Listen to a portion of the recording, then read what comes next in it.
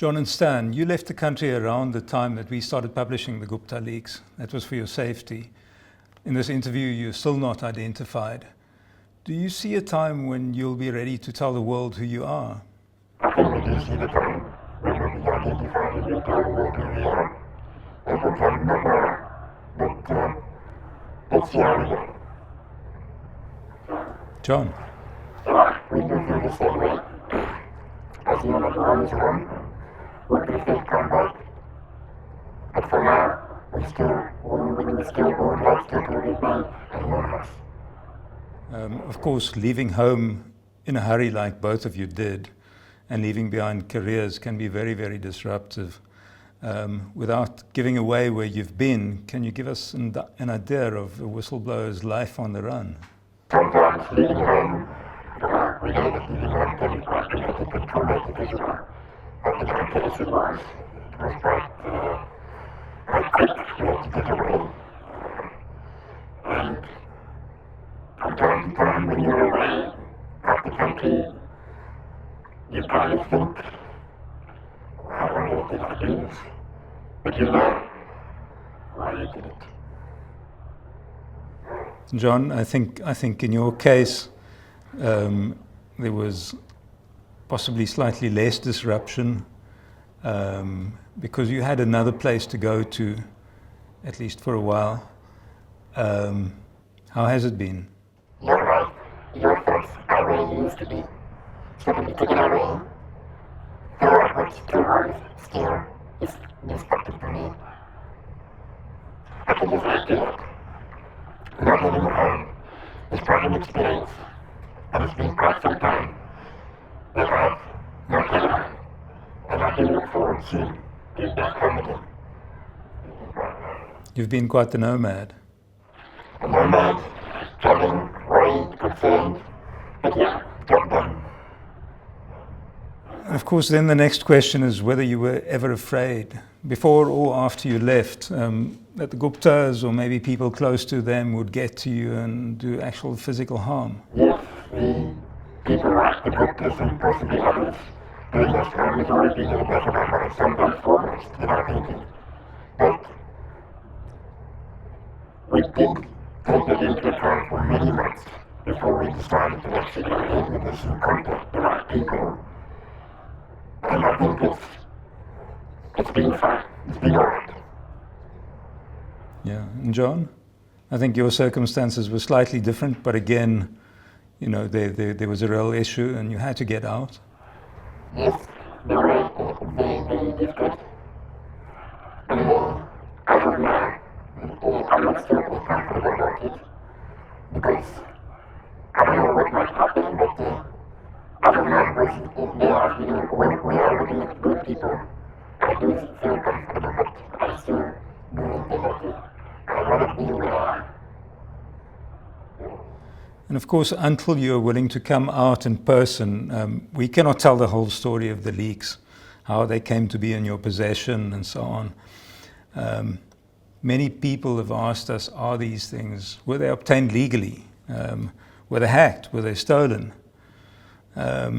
What's your answer to that? Of course, right now is not the right time to describe precisely how the events originated, but we can say, and we have had advice, that everything that we've done has been above board, legal, and proper.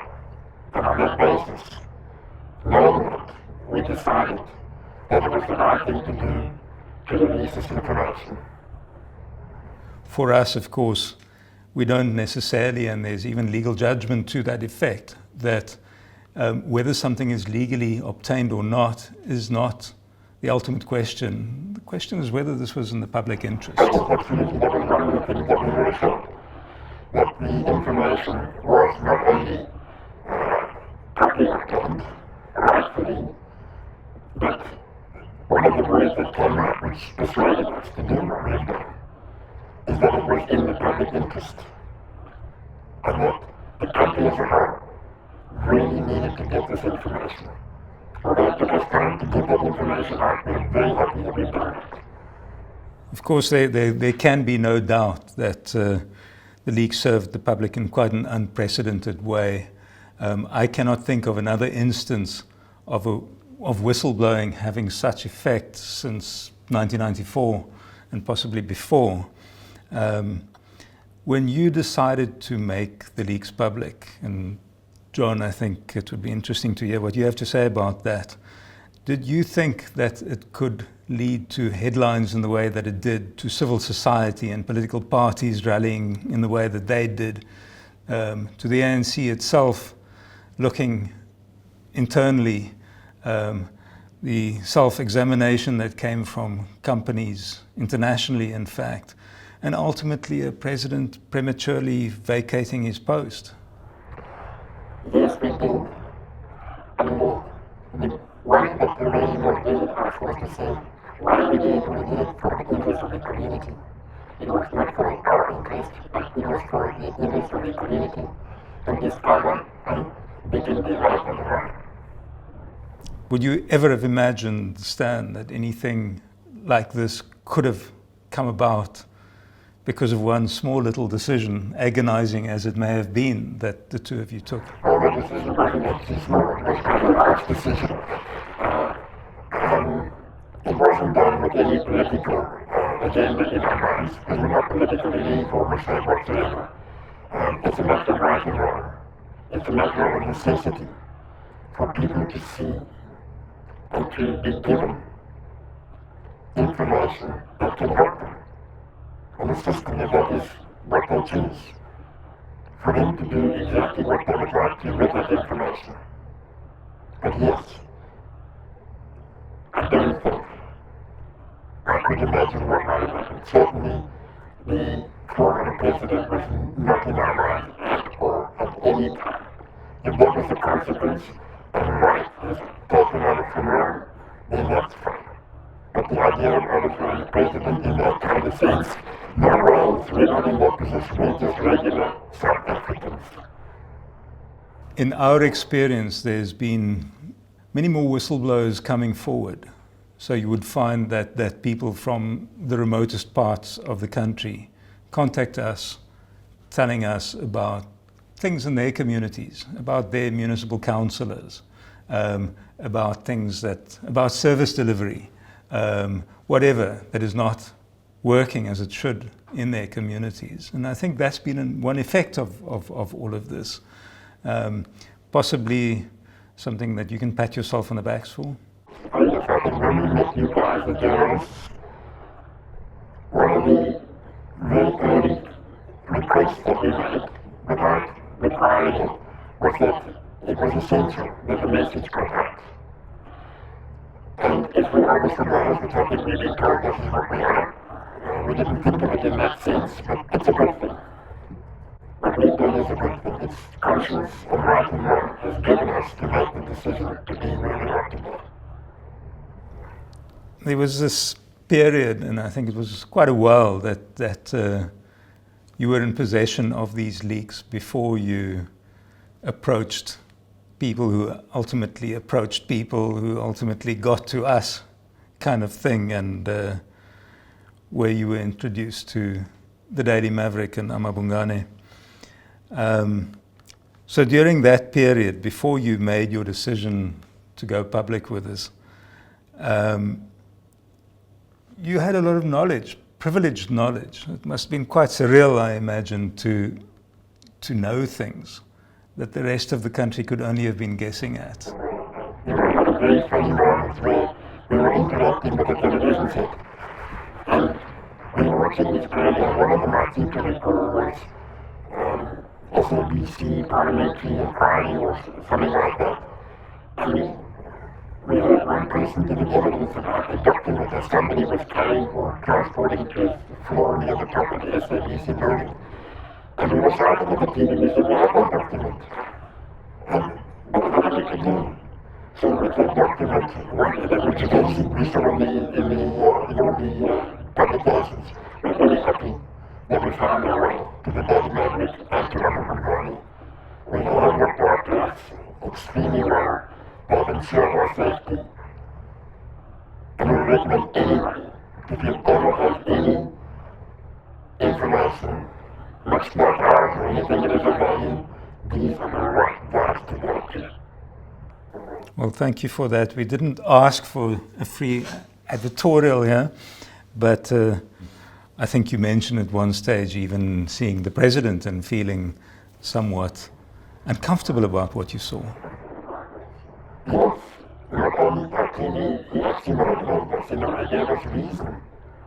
Because when he acted in Parliament, and the kind of thing that I sort of kind of maybe I'm not good at it, but he always used to go,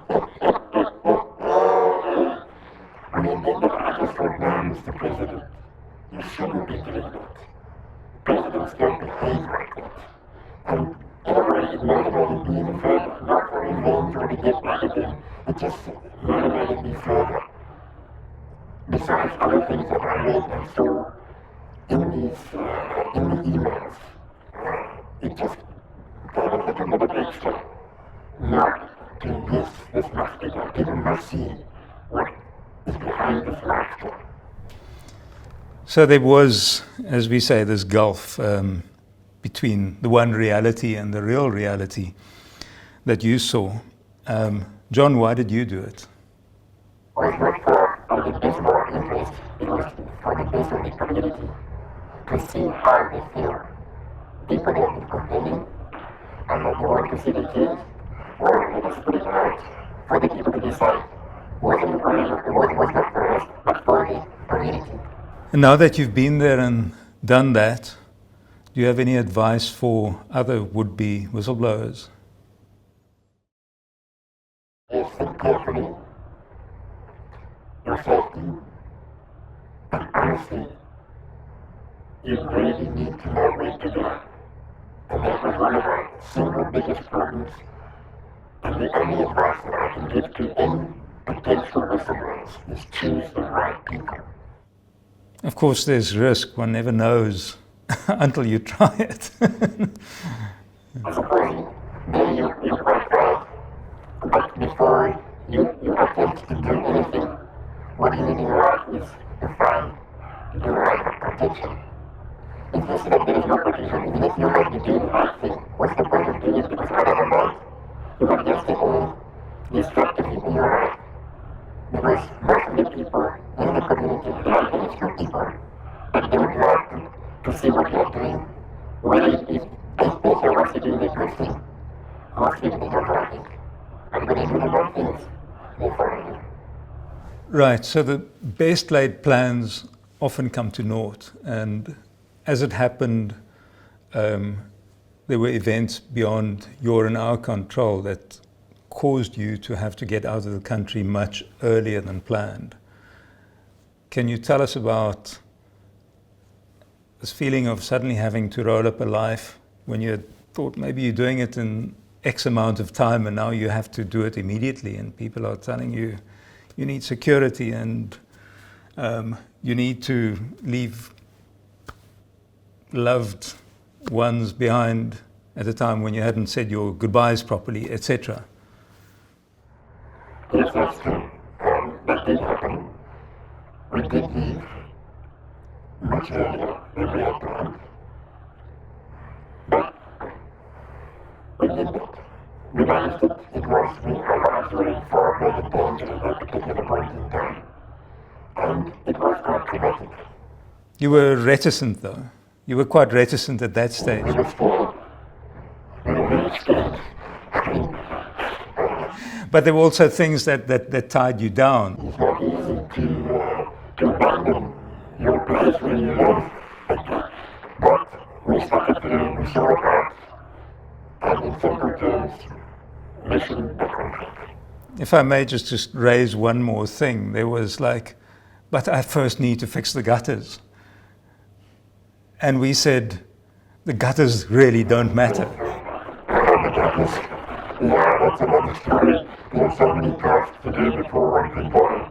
But we managed to. We did it better. For stuff, as I said before, was traumatic. And that is one of the things that were quite funny in a way, but yeah, we managed. And John, I think there were several members of your family who needed to be convinced to go, who needed to be gotten together and packed off out of the country. Were they resistant? Yeah, they were, but for this period of their lives, I didn't manage to tell them that no, there is nothing more that I can do, but for their safety, we have to live. And they accepted to my decision that no, we have to live. Though it was something that they didn't like it at all. And they still don't like it at all. Because one is one. Considering all of this, would you do it again if the same set of circumstances applied again? Well, if I met the right people, I wouldn't. Because this is something that you don't just do it from nowhere. First of all, you have to find the right people who will assist you.